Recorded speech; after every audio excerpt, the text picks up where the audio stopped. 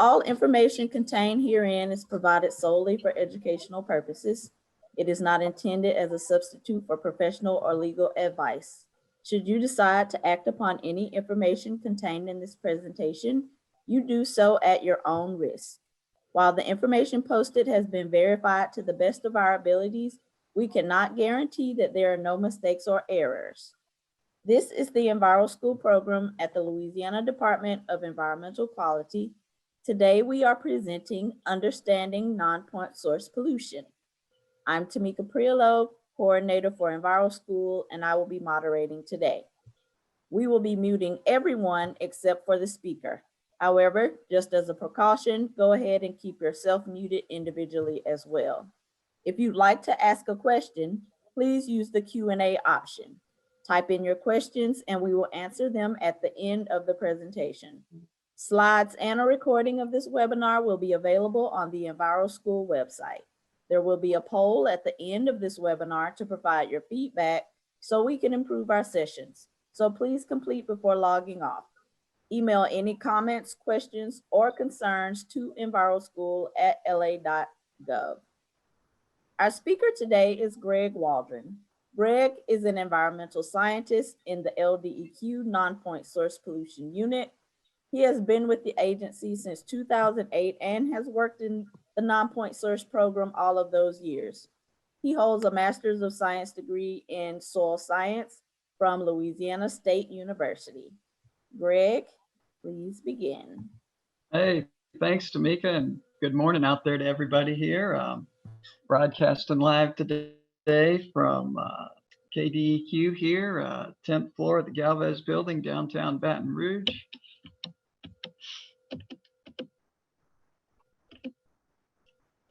So welcome again to our Enviroschool presentation about non-point source pollution. Hey, we do appreciate you seriously tuning in with us this morning here. We know there are a lot of ways that you could spend your time here, and you chose to spend it with us, and we sincerely appreciate that.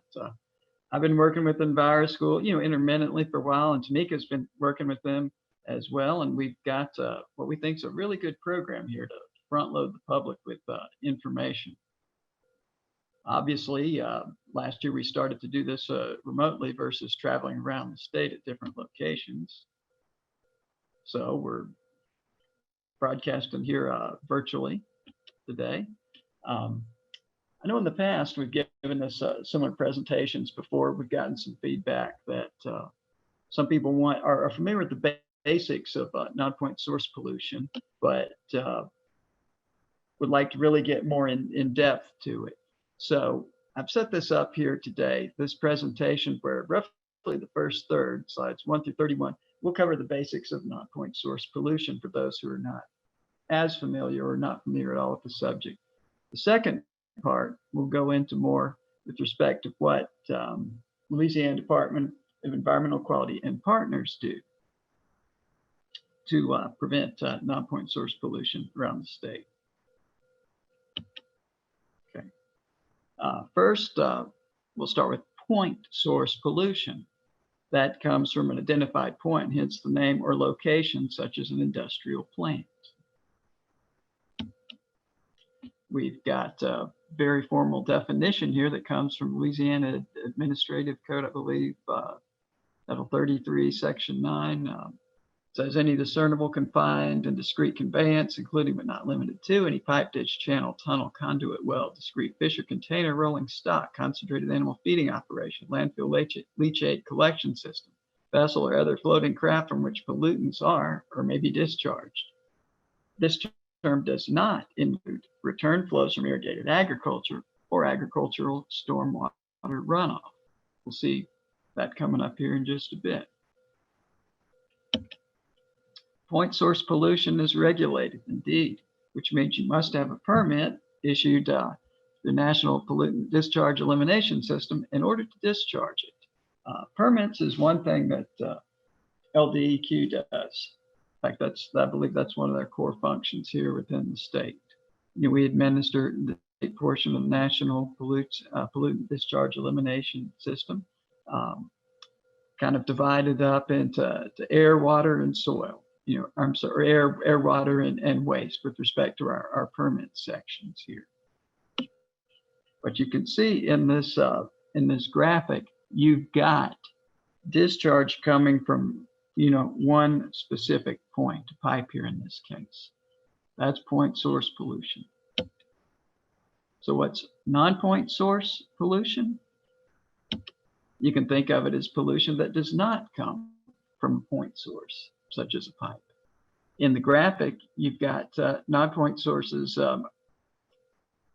ending up here in a river they've got that originate from several differing sources. For example, suburban development could run off the lawn.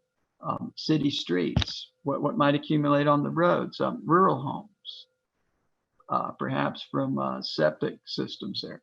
Forestry, maybe exposed soil from logging operations. Cropland as well, getting exposed soil, in addition to what may have been applied to for crop growth, looking at perhaps some type of fertilizers or herbicides, pesticides, and from animal feedlot, maybe not so much feedlot, but a pasture. What could run off from there?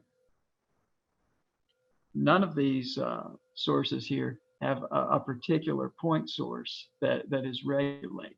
Hence the name non-point source pollution. It's runoff from an area. Okay. Non-point source pollution can be water that lands on the ground, and when it moves across the ground, it can pick up anything, on the ground. That water is called runoff. Hence from the term water running off of something. Problem is that it could end up somewhere like river, lake, ocean, stream, etc., where you don't want it, and there's no permits required here.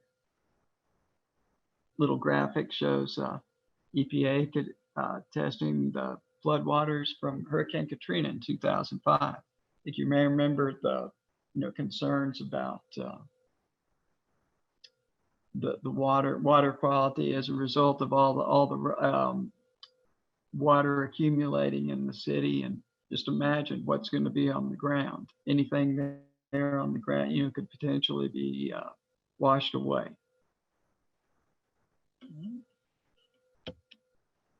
So what kind of pollutants are picked up from the ground? Oh shoot, just think of anything that you might see. For example, pathogens, various microbiota. Nutrients could be applied, like in this case, from an individual spreading fertilizer or something, or grass, something on their yard. Could be from a much larger operation, field of row crop agriculture of many acres. Sediment. How many times is soil exposed to the surface? Be it for building construction, agricultural production, and so on. What's here? It looks like some type of pesticides being applied to foliage here. All sorts of things can end up on the ground. And if you've got water on that ground that moves, those pollutants can move right with the water. Some of the pollutants, like we saw there, are from human activities. I mean, others do occur naturally, such as waste from wildlife. For example, migratory birds that might fly over parts of the state during a particular time of the year. All right, as well as erosion, that's a natural process. You can't do a lot about that.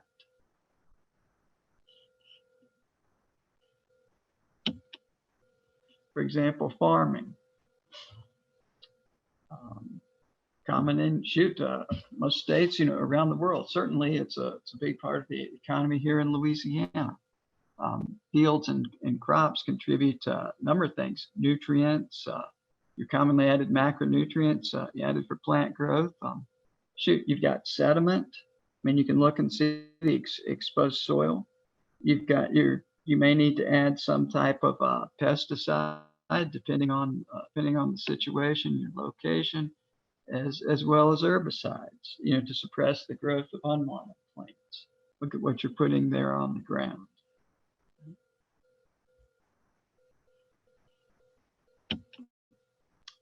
Livestock, another big part of modern agriculture, meat industry.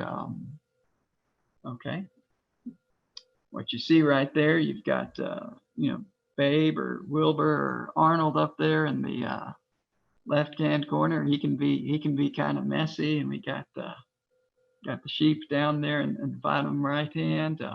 Sure, they make waste, as we all do, etc. And if out in the pasture, that has the ability to run off as well. Also, in the waste, you can find certain concentrations of nutrients. In addition, your livestock can cause erosion when they expose the soil. Urban areas. Thinking back to that initial graphic, you can find non-point source pollution from a number of different areas. Think of all the things that you might see on the road, etc. Or from a construction site or somebody's yard. Examples: chemicals that could get washed on the street. You've got a nice flat surface there for the rain and storm drains that are going to carry that water hopefully away, keep things from flooding. Oil and gas, you've got a vehicle that leaks. Think about coolant, various types of liquid that you're going to put in an engine. Okay, fertilizer from yards, a dog poop, yeah, that can be an issue as well right there. Exposed soil, dead animals on the road, people that throw trash out the window. All that stuff can move, especially when it gets wet. Malfunctioning septic tanks. That's another potential source here of the pathogens here, nutrients and human waste. Septic tanks do need to be maintained periodically. I mean, the waste that enters those tanks, you've got your liquid and solid form. Ultimately, your solids are going to settle out and will need to be pumped out periodically, on average, maybe every 2 to 3 years. Whereas your liquids, if everything's functioning correctly, will be distributed through a pipe system and absorbed into the soil. Right? But if you don't have the system properly maintained, you can have this back up well here into the yard, and sometimes even into your house. Right. So why do we worry about it? Like Alfred E. Newman over there on the left, I think I've only seen him worry one time in Mad Magazine, and that was about 3 Mile Island, another environmental issue back years ago. But if we've got too much pollution in body of water, I mean, it's well, for one, unhealthy and can be effectively useless, for humans and animals. I mean, if you follow the news, I'll say, right now, there's a serious drought in the south, I guess the western part of this country, perhaps maybe more so the southwest, to the point where I read that Las Vegas is thinking of eliminating all non-essential grass by 2025. Utah, I believe, had set up a website, a water shaming website, where you can report the good and the bad, people wasting water, just to say, which gives you an idea of how dry things are out there. Looking at the Colorado River, Lake Mead, the Hoover Dam. Louisiana, I mean, it kind of works in reverse here. Our problem is that we get too much water, usually. So given the way things could go in the future, these problems could potentially, be exacerbated. So we want to take care of the water we got. All right. How do we know if it's too polluted? We could ask Mr. Mallard and Mrs. Mallard there, perhaps, cruising around in the water, see what they think, get their opinion. Or we could test, like DEQ and other agencies do. Collect water samples and test them for a number of parameters. Like I mentioned a few there, dissolved oxygen, which has a lot to do with the ability to support aquatic life, fecal coliform bacteria. We talked about the septic, and you may see more of this with the animal runoff. Commonly added macronutrients like phosphorus and nitrogen. All right. We can look at the water temperature, the turbidity and pH and other parameters, specific conductivity, and so on and so on. So that's how we'll get an idea of whether a body of water is too polluted. Okay, some of the parameters that we use for, that LDEQ uses to assess the health of a body of water are analyzed in a laboratory. For example, fecal coliform bacteria, the phosphorus, the nitrogen, etc., nutrients. Other parameters will measure there in situ with a calibrated meter. For example, like our dissolved oxygen and water temperature and pH. Now, if our test results don't fall within a certain range, we say the water body's not meeting its criteria. And they're indeed published criteria in the Louisiana Administrative Code and not supporting its designated uses. We've got a number of designated uses that depend on the subsegment. Okay, our state for this type of assessment is divided up into 476 subsegments. Not all of them have the same designated uses and numerical criteria, but there are a number do. The first three, primary contact, secondary contact, recreation, and fish and wildlife propagation, we possibly look at those the most in the non-point source unit. The primary and secondary contact recreation have to do with fecal coliform bacteria. Do they exceed certain concentrations, often 400 or 2,000 colony forming units in 100 milliliters of water? Fish and wildlife propagation can have to do with total dissolved solids, dissolved oxygen, and so on. Now, certain subsegments can have a particular designated use. Not all subsegments as a source of drinking water supply or can be used for oyster propagation, agriculture. Some are designated as an natural resource. And some of those subsegments may have more strict criteria for particular designated use. Primary contact recreation is one where you're expected to make direct contact with the water, such as swimming, water skiing, where you'll potentially immerse yourself in the water, hence the name primary contact. Secondary contact recreation is where contact with the water is secondary function, such as you wade in the water, or you go fishing or boating or walk the beach or something.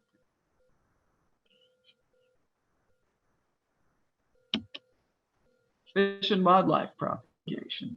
Indeed, the fish and the other critters use this water as a place to live.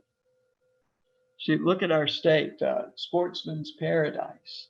I mean, the state has had two, national, international level programs, over the last years that dealt with wildlife. Remember that you got Duck Dynasty up in the north part of the state, up there.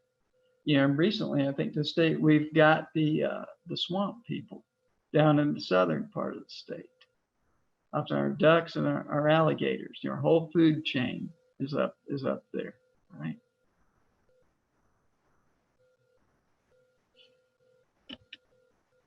So how do we stop all this pollution? We've got a term here, best management practices, or BMPs. They reduce the amount of non-point source pollution carried into the water bodies. I mean, this slide shows you a few examples here. Remember, like sewage disposal, treatment. Okay, if you live in an urban area, like I live in a suburb, right now, and your commodes and garbage disposal and so on, you're hooked up to a community sewer system where it's going to flow to a sewage treatment plant there and be treated before the water is discharged. That is separate from the storm drain. It's that's a sanitary sewer as opposed to a storm drain, which is just designed to keep an area from flooding. The storm water. It's the term, storm drain, where the water is not going to be treated. All right. Runoff from various developments, the stormwater best management practices, such as let's keep those storm drains clean, let's try to keep trash out of it, but only rain down the drain. Okay, agricultural best management practices, we'll get into that in a bit. And the stream bank erosion, how to keep erosion from occurring as best you can. All right. The whole point here is to use these best management practices to reduce the amount of pollution that gets carried into the water bodies. In general, they do this one of two ways. They decrease the amount of runoff by retaining it until it evaporates or soaks in the ground, absorbed by plants. For example, like a little, you might drive around and see a retention pond by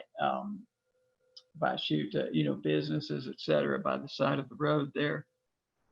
Or you increase the quality of the runoff by filtering out pollutants. Our unit had a really nice, project years ago. Funded the project at the new Woodlawn High School in Baton Rouge. Had a couple our primary investigators. I think it's Dana Nunez Brown and Dr. Rob Lane had a constructed wetland behind there, where it was set up where the water would gradually, kind of in a horseshoe shape, filter through various areas before it flowed flowed back out into a stream. For example, a streamside management zone here that we've got. Okay, riparian buffer zone is a strip of vegetation along a bank of a stream. This, for example, this red area you see here, shows you can see the flow here, flowing along, and you've got this bank, these trees on each side of it, and next to the trees are the fields. This vegetation is designed to slow down the water before it enters the stream, so the sediment, nutrients, whatever is there, does not enter the stream and pollute it effectively. They make a point here that can be used in different locations, urban or forestry, agriculture, etc. I mean, the concept is the same. It's like whether it's a buffer strip or big row of trees, you got something that slows down that runoff in order to protect your water. In fact, I was watching a show. I think it's Expedition Bigfoot. Interesting show, Sunday night. And they're going out there in remote Washington State, talking to hunters, talking to people, and talking to one guy who's a deer hunter. Said, "Oh yeah, you can't, got to have the trees by the stream out here in Washington, etc." And he was talking about how he'd use the clearing next to the trees as a way to hide out and hunt the deer when they'd come down to drink. Okay, one way to do it. So it's these best management practices are pretty much on theory, worldwide. Okay. Fencing. You can look right now, and we've got Elsie and Bessie and Bossy wanting to go in the stream probably on a hot day to cool off, get something to drink. Problem with this potentially is that they can drop bombs when they're in the water. Lots of fecal coliform bacteria, leave that in the water, all right? And also to go down in there, you can see they're walking on exposed soil, and that soil can be deposited in the river as well, right there. So indeed, they can erode the stream bank, and if you want to, if you want to keep them out of the water here, so you've got to provide them with another source of water and shade. I'll get to this more a bit later, but we partner with various agencies, including Louisiana Department of Agriculture and Forestry. Sometimes they're able to help with producers with a nice concrete surface with a trough and a roof, shade to keep your critters out of the stream where they can make a big mess. Also, cover crops. The concept here is to well, for one thing, protect your soil. You've got you've got a nice crop growing that protects the soil in one way with its vegetative canopy, and also protects the soil, with the root structure, the plant's root structure below. It reduces the amount of soil that's going to be potentially washed off the field. Sometimes it can be harvested, silage can be used as hay. Sometimes it can be plowed back under. Urban best management practices, talked about that. The septic tanks again. We've worked with some communities on septic tanks, education about how to properly maintain your system, and and sometimes working with people on replacements, given the situation. You can see right now you've got the pipe coming out, a piece of toilet paper there. There may not even be a tank, in something that functions at all effectively in some situation. The problem there, just like with the cows in the stream, you've got raw sewage, being discharged. Sometimes you can walk up on property and just smell it before far away before you get there. You've probably seen, these black pieces of what appear to be like a fabric around constructions. The proper term for that is a silt fence. The idea is to keep the soil on the property where it to keep it from ending up somewhere else. You could potentially clog a drain and so on your property. Unlike vegetation, where you might have a good year or bad year with a particular crop, topsoil, that's here more relating this more to agricultural production than construction properties. It can take decades to get an inch of good fertile topsoil, and if it washes away, you lose it. Hence go back to the cover crops. You're looking at potentially a decrease in production. Another reason to want to keep it in place. But these silt fences keep the soil that's been exposed, for construction on the construction site, keeping it from being washed away. Okay. So now if somebody asks you what is non-point source pollution, you'll be able to give them a pretty good answer here and say it's pollution that does not come from a point source, such as a pipe. We've seen now that it can come from a number of sources, such as the suburbs, nice subdivision there, or the city streets, downtown, as well as rural areas. Might have a septic, possibly non-functioning or improperly functioning septic tanks. Can come from forestry, which is Louisiana's largest agricultural crop. Can be exposed to come from exposed soil on cropland. Hey, shoot, everybody's got to eat. We got to keep on farming here. To some degree with the animal feedlots as well. You've got critters wandering around on the pasture. You want to make sure that they don't make a big old mess.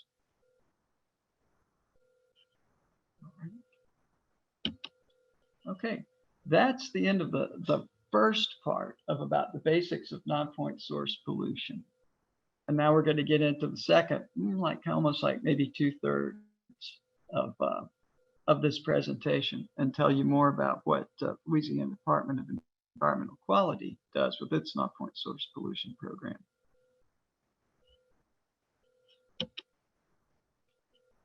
Well, a big part of what we do is this right now, where we do education outreach. Here we've got an individual, traveling to speak at a school. Obviously this was pre-COVID. You can look at the lack of social distancing and masks here, but we traveled to events around the state to promote environmental awareness and education. Obviously, a lot of that's changed. look at the structure of this presentation, we're doing it remotely. We still do go to events, so that's obviously changed over the last year. We'll see how that goes in the future with respect to in-person events, but really the information is the same, and the way we distribute it, maybe not face-to-face directly, it's the same. So getting that information out to people, teaching them what non-point source pollution is, or as far as Enviroschool goes, teaching how the permitting system works, or how emergency response works, how LDEQ monitors. So, okay. We like to get out and sometimes work with particular watershed groups around the state, such as Vermilion District in Lafayette. Various soil and water conservation districts, in this state and nationwide. We work with people who are already familiar with water pollution and see how they can help us. We've worked a lot with, various types of media, such as online here. We've got some radio commercials, I want to say, a few interviews on the news to get and encourage participation here to benefit water quality. All right. Sometimes we'll meet with stakeholders. We'll see how this goes in the future here.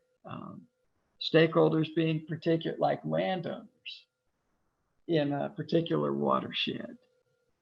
I mean, ultimately, they're your rubber meets road folks when it comes to this type of work there. And usually, most of the times, that they are very well aware, of water quality and what could potentially degrade their water quality, and want to protect the land as much as anybody.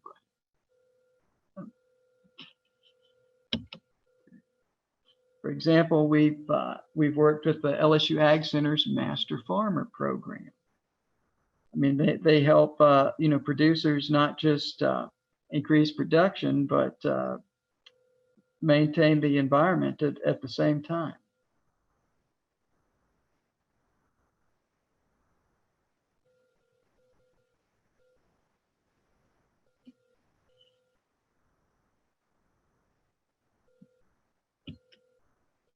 Okay. Got a few things here on this slide. One is the Be the Solution program, the graphic on the left with Louis the crawfish. I'll talk more about him in a bit. It's a program that came out probably around 2008, and Louis pretty popular right there. He's been on, I want to say he's been in little clips and previews in movie theaters as well as TV and radio. Okay, but you'll see some pollution handouts there. The blue, pink, white, and green have to do with various types of non-point source pollution and how to.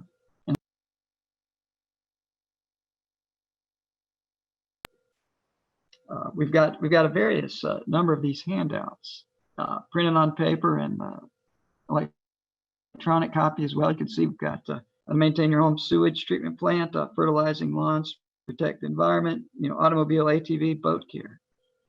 Each one's a bit different, but the concept is the same. Try to keep that water clean in your yard. We've got a basin brochure here. It's Lake Pontchartrain River Basin. We got ones for, I think, everyone in the state here. 12 different basins here. We've got these divided into.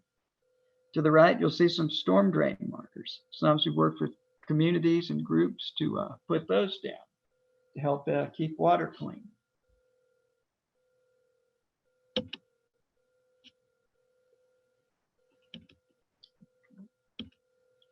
Okay, we've got an ENVIROSCAPE model that travels around the state. Other groups have similar ones as well. There's several different ones out there.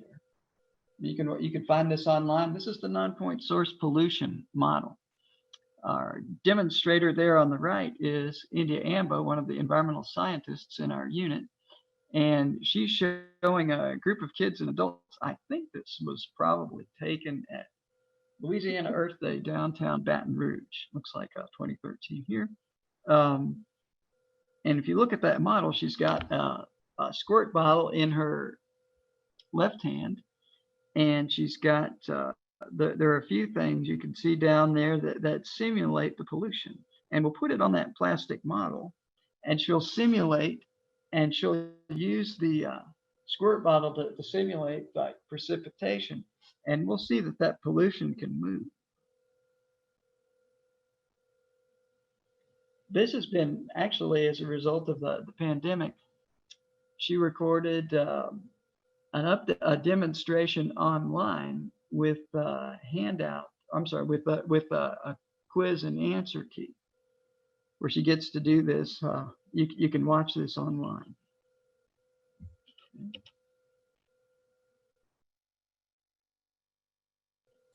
Alrighty, the Be the Solution campaign is a big part of what we do. Here we go. We've got on the right, we've got a former environmental scientist in the unit and the daughter of one of our current scientists there, holding up promotional items that we'll often hand out at events. Like you'll see some cups, hand out, bracelets, pencils, and so on. The whole idea here is that each citizen in this state can be part of the solution to preventing pollution getting in Louisiana's waters just by performing simple tasks that help keep it clean, like properly recycling oil, keeping pet waste out of the water, using only fertilizer, pesticides you need, keeping grass clippings out, and so on, and not littering.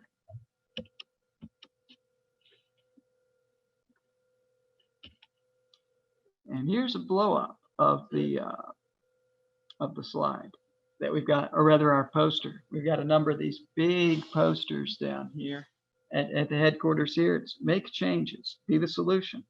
And if you look at solution, there's the hidden message, subliminal message, the U plus I together in the red solution word there, how you and I can work together. It says everything you blow, spray, pour, or throw on the ground can get washed down the storm drain, polluting Louisiana's water.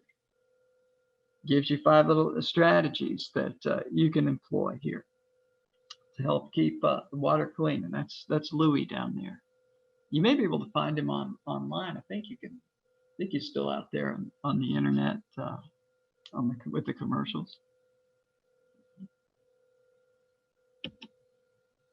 Okay, watershed coordinators and watershed groups. We work with a number around the state.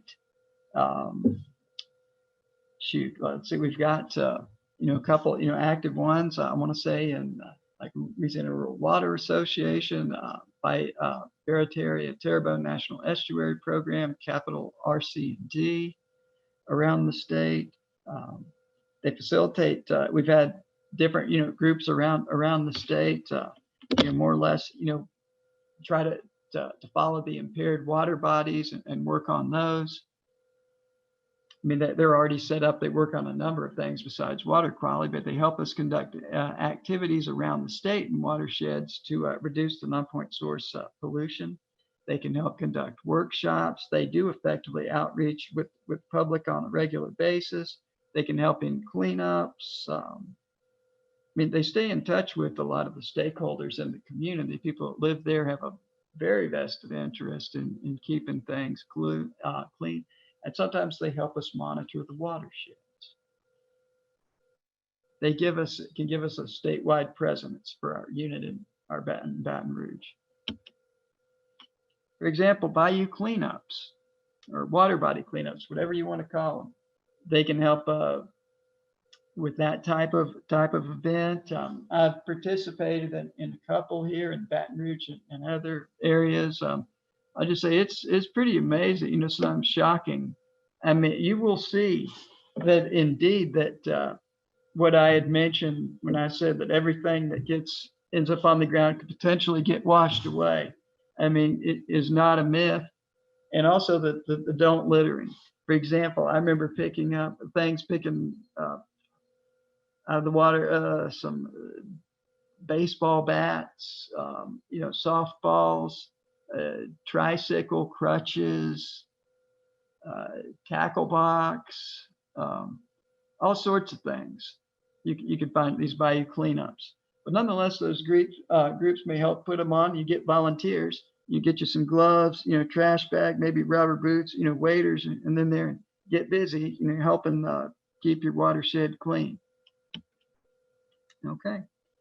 This is our website. It's been updated nicely over the last few years, and you can find us online. You can learn a whole lot about the agency just by checking out the website there. I mean, for example, here that's a screenshot of the COVID-19. We try to keep the website pretty timely with respect to various issues here.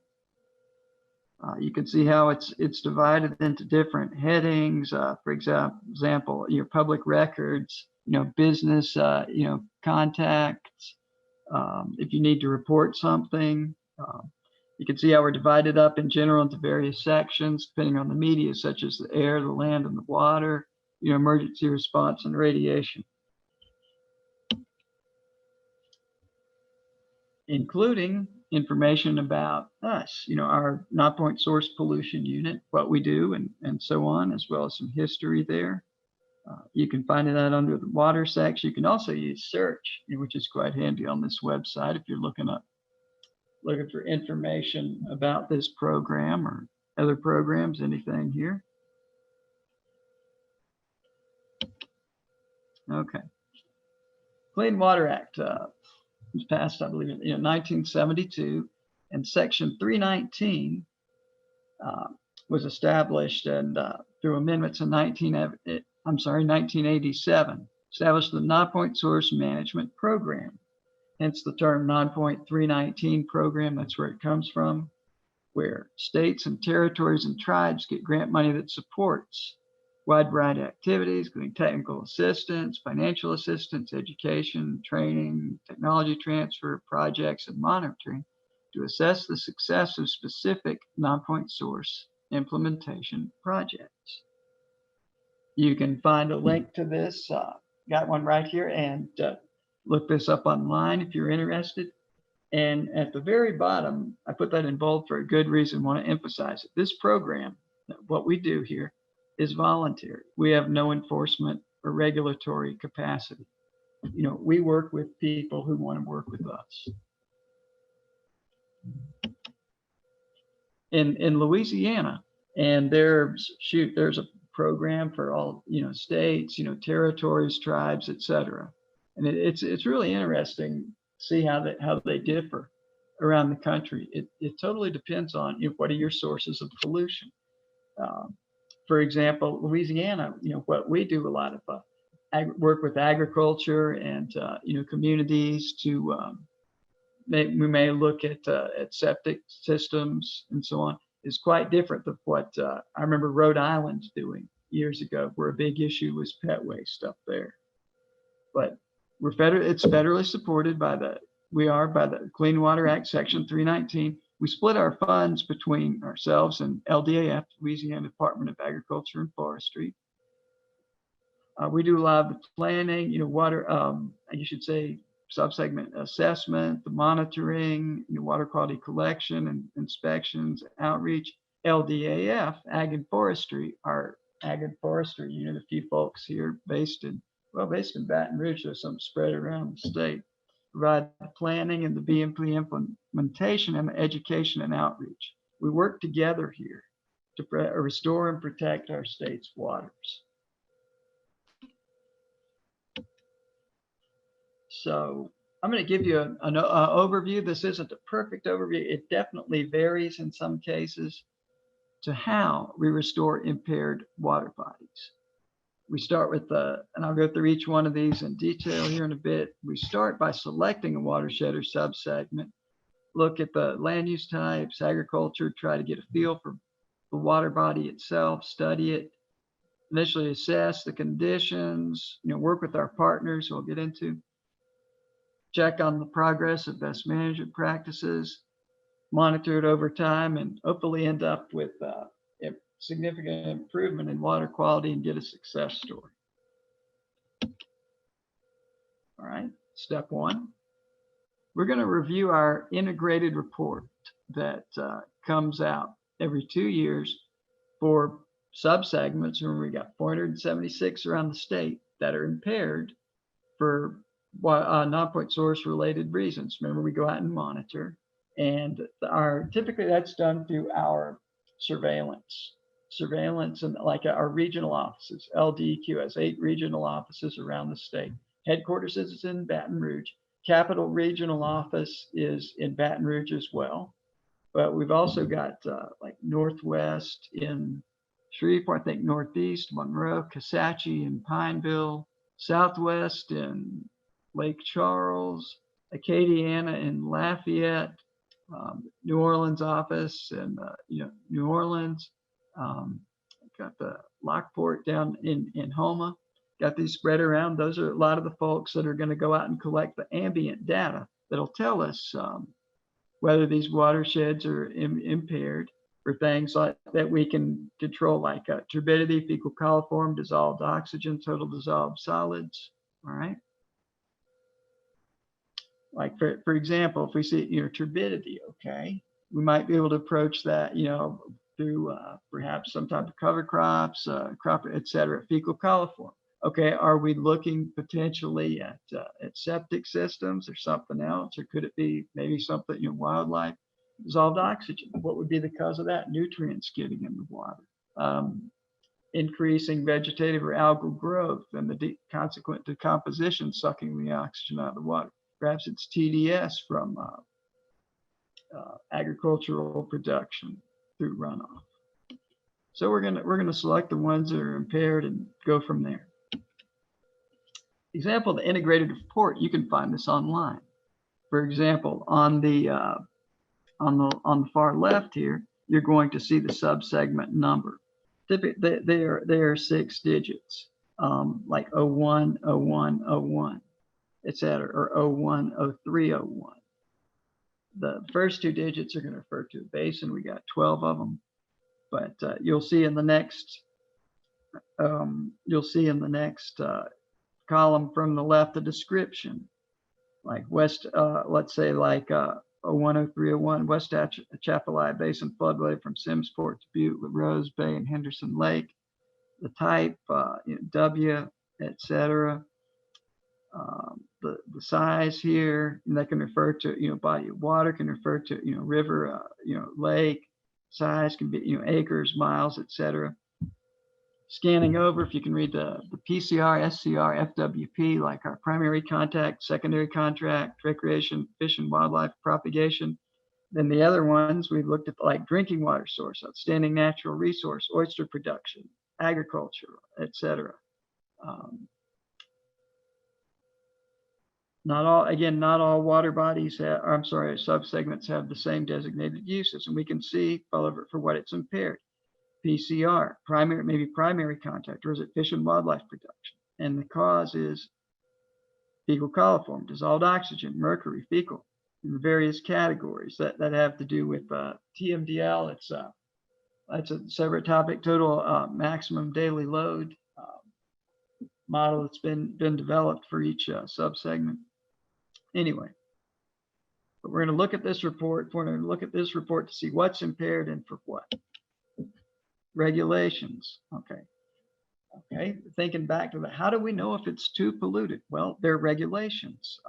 Louisiana Administrative Code, I believe, Title 33. I think it's part 9 here, not on the screen there. For water quality, it may tell you, okay, dissolved oxygen in this subsegment, particular subsegment for year-round, must be, greater than 5.0 milligrams per liter. Must have less than 200 milligrams per total dissolved solids. There are regulations that have to do. You exceed a number of those values. Let's say, okay. In general, each of these subsegments is sampled every 4 years. In general, there are exceptions. Okay, they're going to be, and you're going to have it sampled monthly. In theory, you're going to get 12 values, and you will analyze the percentage of those values that exceed a particular criteria, and that is how a subsegment watershed is going to be listed as impaired or not impaired. Okay. All right. Next, okay, agricultural assessment. In addition to us, we'll talk to Ag and Forestry and Soil Water Conservation District staff there. Work with Natural Resources Conservation Service, federal government. They'll look at the current land use and land cover relevant. Are people implementing BMPs? And do we have people that want to work with us? Because participation here is volunteer. As one of our LDEQ partners said, I think his quote was pretty much, if they don't want to play ball, you can just hang it up right there. It's voluntary. This program's voluntary. If everything looks good, like, okay, we've got some things we think we can fix, people want to work with us on fixing them, we'll move forward. Okay, we'll start to look at the waterbody watershed itself. And here's where water surveys, we've got a unit here at LDEQ, as well as other personnel, can get involved. We're going to specifically look at the hydrology and land use and pick out some sites. Okay, in general, when we decide to go in or at least further study a watershed, we're going to see where can we sample. We've got to be able to collect water samples. And you'll see Guy LaFleur, a supervisor from Water Quality Surveys, checking over a bridge. Often we'll sample from bridges because there's easy access, to the water. We can also sample via boat, or sometimes you may just walk right down into the stream and get a sample of water. Safe to sample, meaning that you don't have too much traffic. There's an adequate shoulder on the roads. You're not going to get hit. I mean, if Evel Knievel wouldn't do it, MTV Jackass or Ridiculousness wouldn't do it, we're not going to sample there too. Even if we thought we'd get great data there, but it's too dangerous, like constant stream of 18-wheelers or whatever going by and no shoulder, yeah, we can't sample there. We want to make sure we're able to get data there routinely without people getting hurt. Okay. Sometimes we'll measure flow in the stream. That allows us to calculate loads, meaning that okay, you go pull a sample of water, take it to the lab, analyze it. Let's say we've got X number, 2 milligrams, per liter of substance X. All right. Well, how do we know how much is being carried through that body of water at what time? Well, we don't unless we measure flow. We might know what's in that liter of water, a concentration, but without the ability to measure flow, we can't get a load. And that's important to help us determine how much pollution we believe is being delivered. Different ways to measure that flow as well. Okay, we're going to take a look at our data. See what we've got. I'll go over a form here in a bit. We got Anna there sitting in the front seat after we've looked at a site, made some measurements, looking it over, seeing what we want to do. Often when we get into a watershed, we'll start by looking at maps, GIS, Google Earth, whatever we've got here, and we'll identify potentially every site where we could collect data and kind of whittle it down from there. See, okay, what areas do we need? Is this even a good place to sample at all? For example, we've got a site characterization form. Got a number of things in there, in addition to the project, the water body, stream name, who's there, what project, location number, subsegment, date, time. We want to look at our land uses. Is it forested? Is it residential, and so on? Do we see erosion? Are there obvious sources of pollution? What type? Okay, what's by the stream, etc. Vegetation. Is there a canopy? Get an idea on our soils, our slope, parameters of the stream width and depth. Do we see, turbidity, et cetera, oil, how much flow do we have, algae, and so on and so on. Is the area been, hydromodified, perhaps with a weir or a dam or something? What is our, What's our river bottom look like, our soil texture, and so on. So we're going to look at carefully at a lot of these sites so we can find the best ones that will help us properly characterize and analyze the watershed. Mentioned that ambient water quality monitoring data that we've got there that's collected. We'll take a big look at that. That's where we rely on that. That's been collected by our surveillance throughout the regional offices around the state. Mentioned that in general we'll go with 1 year out of every 4 years, and we get a good idea of what's impaired and for what, but we don't necessarily know exactly where the pollution is coming from until we start monitoring, and I'll get more into that here in a minute. Okay, for example, we make land use maps here by QDATOR 2 in sort of like Southwest Louisiana. If you've ever used GIS, and it is a wonderful tool. I remember this coming online around in the early 90s, looking at that, and I thought, my goodness, that's the future of mapping right there. It's computerized. We may look and see around here, like looking on the left of the graphic, we've got a little table where certain colors correspond to particular land use. Like top of the blue, we got rice. Appears to be a whole lot of it. Gives you the percent land use, number of acres, and we got a lot of grass pasture too, and soybeans. Okay, helps us that we keep that in mind when looking at a watershed and seeing where we may need to work. Moving along, we may start with something if we don't have a WIP, which I'll get to in a bit. Start with the strategic assessment plan.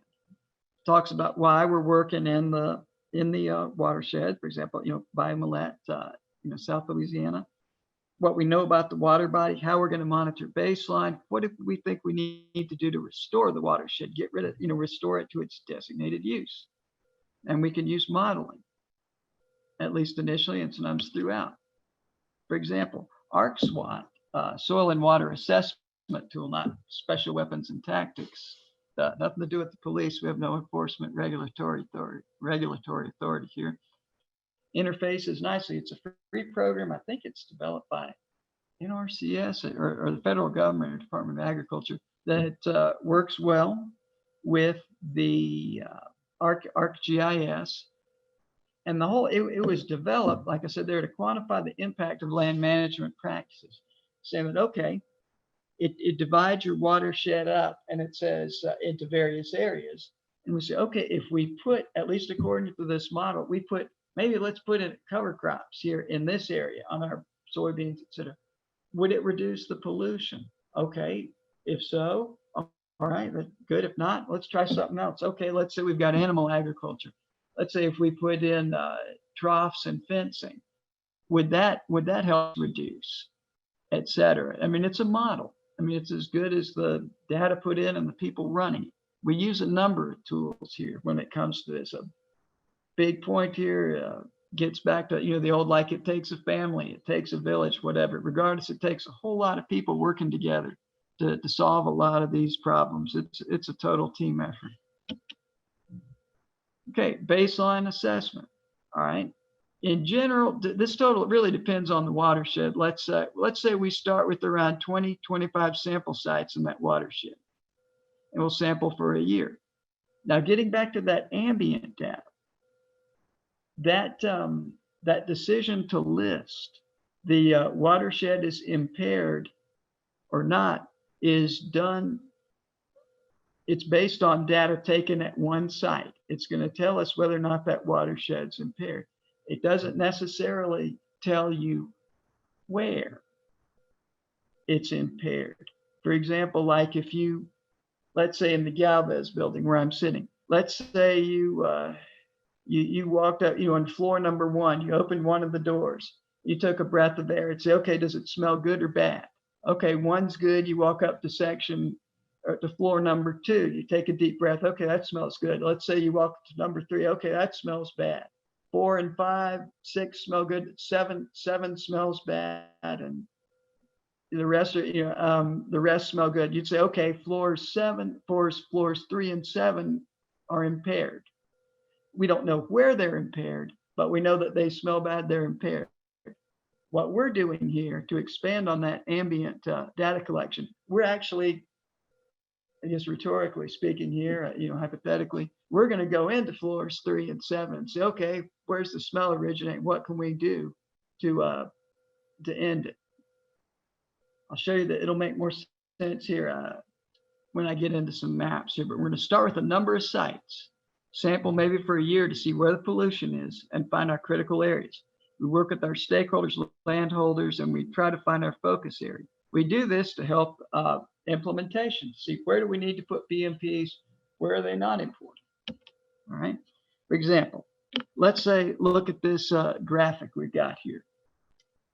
You'll see a whole number of sites here. She go up to around, I think ICE up to like 26. Now, let's say, for example, when we initially recon this area, with water surveys, our unit LDEQ, we might have come up with we might have looked at 40, 50 potential sites, but we decided to keep up to like 26 here.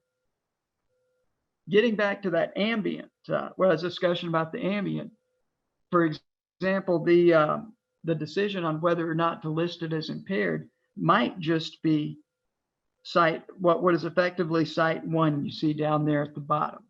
What we're doing is monitoring at all these other places, at least initially, to find out, okay, where's the pollution? Who's thinking up the joint, if that's the case? All right, that's our baseline monitoring.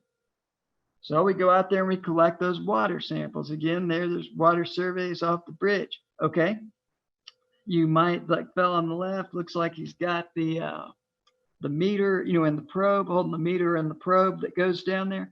What we've got is a probe that you lower into the water. Depending on the parameters you want to measure, you've got a number of sensors. Like we typically will measure things for like temperature, pH, specific conductivity, dissolved oxygen.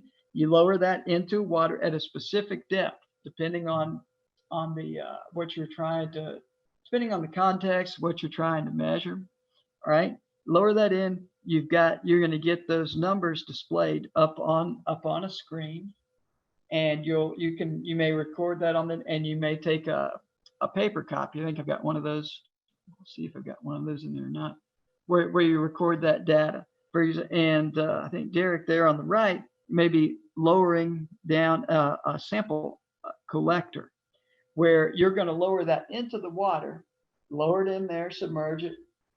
You'll rinse it, take it, pull it up, rinse it out, then you lower it again to a specific depth and get a good clean sample of water that you're taking back to the lab.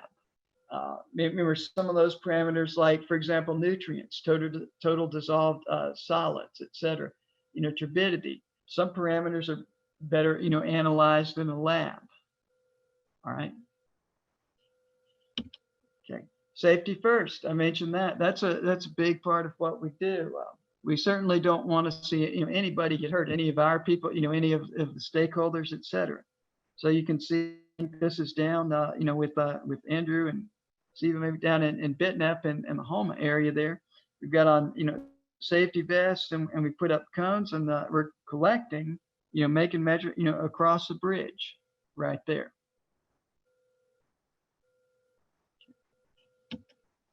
Quarterly assessment with, in general, quarterly, we try to meet with our partners who's working with us, like LDAF, local stakeholders in there, perhaps a watershed group. And we're going to tell them, where the critical areas for pollutant loading.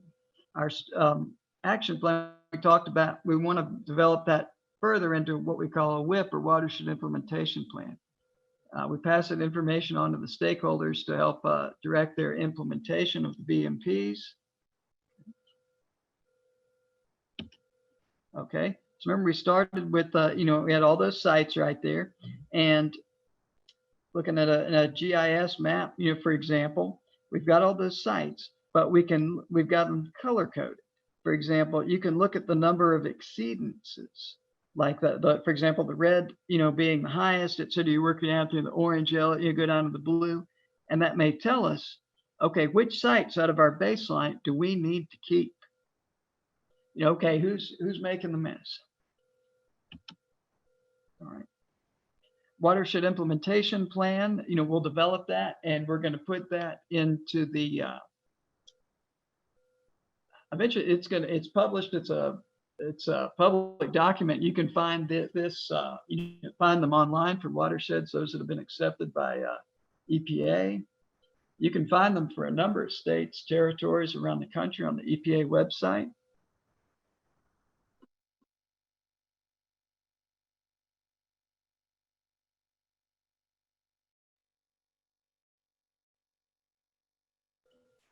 Okay, they're developed for specific subsegment here down, Bayou Millet, specifically turbidity, total dissolved solids, fecal coliform bacteria.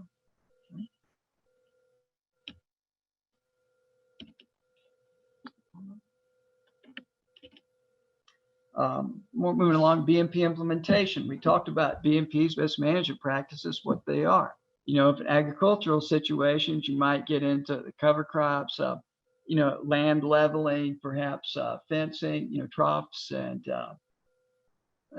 so on. Or for working maybe in an more urban area, home septic system, and on-site disposal systems inspections there. Every watershed is different. By this time we should have a pretty good idea of the potential sources of pollution and be working on them to correct them, because our baseline has told us where the problems lie. Okay, long term, we're going to move on. We focus. We effectively, cull out a number of sites, get down to the ones that are only near the critical areas. Monitoring will continue. It could be for 2 more years, could be for much longer, depending on the scope of work, to determine the water quality changes due to BMP implementation.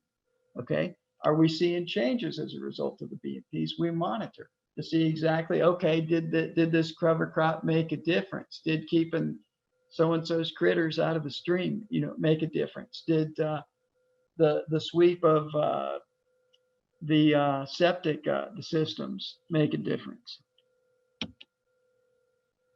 With critical areas, there's of course you look at your data right there, but you also go out in the field and meet with people and drive around and see, okay, exactly, I want to put my eyes on what on this work, what we've done, and the actual water quality.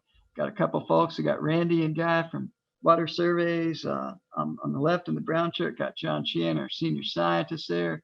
To the right in the brown shirt, we got Michael Schooler from LDAF, part of the LDAF Nonpoint Source Pollution Unit there. Got that big map of a subsegment where we're working right on the hood of Michael's truck. Get out there, taking a look up in, I believe, Big Creek, North Louisiana, near Monroe. Okay, long-term monitoring areas. All right, we're looking at the areas right there. We've pulled out a number of sites there, and we're seeing, okay, which ones did we decide to keep because of the high levels of pollutants, and we'll see what happens at those over time. Now, at this point, hopefully we've got some type of restoration. And the water body, you could think of it as restored when it attains its designated uses, that primary contact recreation, secondary contact, fish and wildlife propagation, and so on. Once watershed's restored, it's no longer listed in that integrated report we saw earlier, where you've got it broken down by subsegments and the various designated uses, whether or not it's impaired. If we get success there, we'll write up a formal success story, which a lot of viewing editing is published on the US EPA website. We try to get one success story a year. I forget exactly how many we've had published over the years. Over a dozen. But you can find those online at the US EPA website, the published success stories. It's pretty interesting to see what problems that other states have run into and how they chose to solve them.